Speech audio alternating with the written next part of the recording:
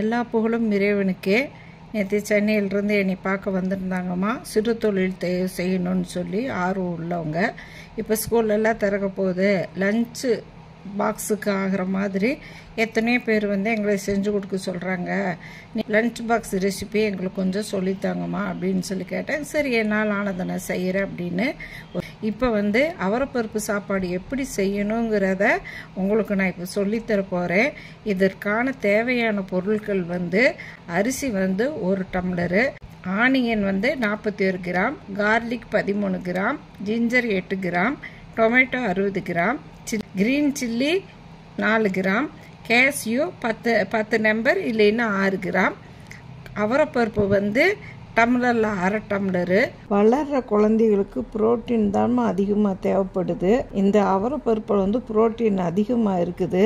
இது எடுத்துக்கிட்டால் குழந்தைகளோட நினைவாற்றல் ரொம்ப அதிகமாகும். அப்புறம் புத்துணர்ச்சியும் கிடைக்கும். ஆக்டிவிட்டி அவங்களோட ஆக்டிவிட்டி நல்லா இருக்கும். கொஞ்சம் மஞ்சத்தூள், எங்களோட பிரியாணி மசாலா 2 கிராம், கொஞ்சம் புதினா, கொஞ்சம் கொத்தமல்லி தழை, இது மட்டும் நீங்கள் எடுத்து வச்சுக்கோங்க.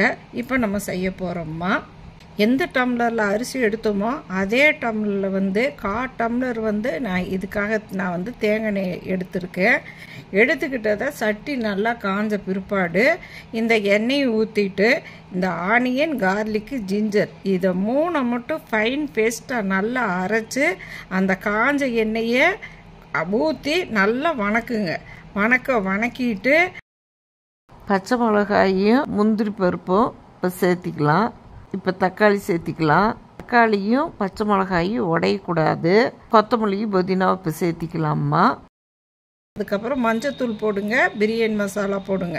இதெல்லாம் போட்டு நல்லா வணக்கி கொடுத்துட்டு இதெல்லாம் பண்ணிவிட்டு தண்ணி அளந்து 1க்கு 2ங்கிற கணக்கில் தண்ணி 1 டம்ளர் அரிசி போட்டிருக்கோம். பருப்பு 1/2 டம்ளர் போட்டிருக்கோம். 1/2 டம்ளர் ஆச்சு. இப்போ அதுக்காக 3 டம்ளரு உப்பு, தேவையான அளவு உப்பு போட்டுட்டு முதல்ல நான் 1 மணி நேரத்துக்கு முதல்லையே இந்த அவரைப்பருப்பை நல்லா கழுவி ஊற வச்சுருக்கேன். இது இப்போ நான் போட போகிறேன். இதை போட்டு கொஞ்சம் நேரம் அது வெந்து வரட்டும்.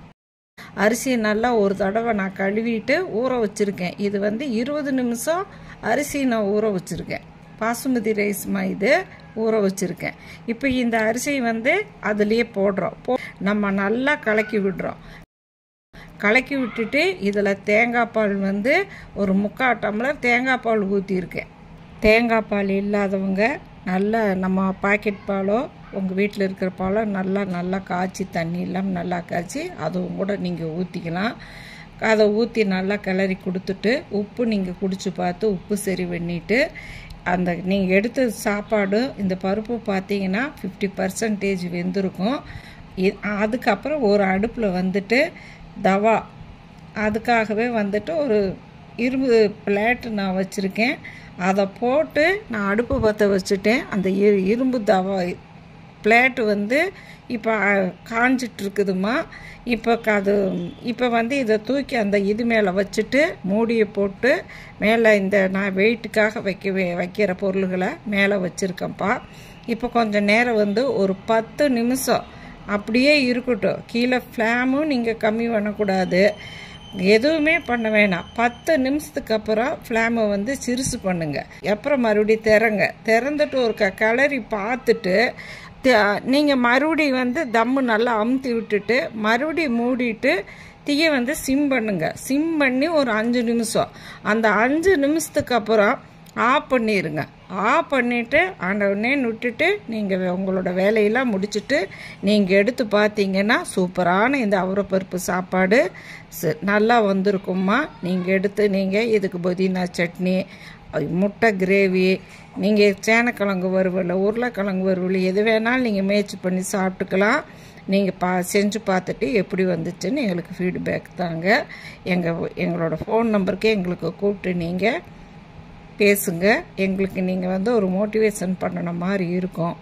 எங்கள் சேனலுக்கு லைக் பண்ணுங்கள், ஷேர் பண்ணுங்கள், சப்ஸ்கிரைப் பண்ணுங்கள். உங்களோட சப்போர்ட்டை நாங்கள் எதிர்பார்க்குறோம். கண்டிப்பாக இதை செஞ்சு பாருங்கம்மா.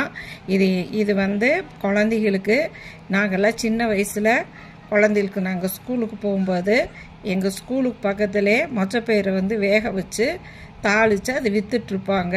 இந்த மொச்சப்பயிறுங்கிறது வந்துட்டு ஞாபக சக்தியை கொடுக்கக்கூடியது, ஃபுல் புரோட்டீன். அதைத்தான் ஃபஸ்ட்டு ரெசிப்பியாக நான் தரணும் அப்படின்னு சொல்லி இந்த விஷயத்தில் நான் சொல்லியிருக்கேன். நீங்கள் இதுக்கு முன்னாடியே மெடிசினல் வேல்யூ அவரைப்பருப்பு சாப்பாடு அப்படின்னு தான் வரும்.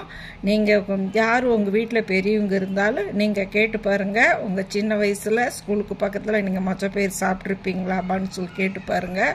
இது நறுக்கு பதமாக மெண்டு சாப்பிட்ற மாதிரி தான் இருக்கும்.